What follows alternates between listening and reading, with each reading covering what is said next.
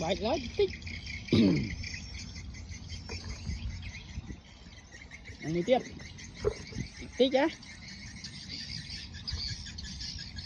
nào lại khởi mới tiếp ra đi với em lướt tay bạch lướt tay đi đi đi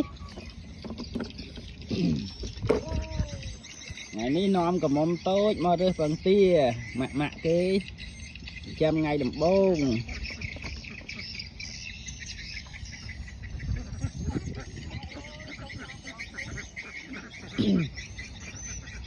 chăm ở thật tích thăm o để mà cọp chứ